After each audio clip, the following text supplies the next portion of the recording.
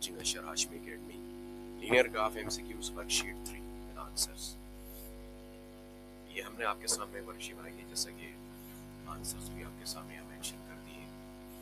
हमने आपको last time भी कहा था ताकि किसी को भी कोई मुश्किलात का सामना ना हो। सॉल्व कीजिएगा और अपने आंसर में यहीं से मैच कर लें, ये आपके लिए काफी अच्छा प्लस पॉइंट हो जाएगा। तो कोई इशू हो तो हमसे डिस्कस आप कर सकते हैं, कोई ऑब्जेक्शन हो कमेंट में भी ऑब्जेक्शन कर सकते हैं, यूट्यूब में हमें पर्सनल हमारे व्हाट्सएप नंबर पे भी कर सकते हैं। इंशाअल्लाह हम आपको रिप्लाई करेंगे। Worksheet is extremely important. Linear graph लोगों के लिए हमेशा एक मसला बना रहा है, तो आप इसको अटेम्प्ट कीजिएगा, सॉल्व कीजिएगा और हमें फिर बताइएगा।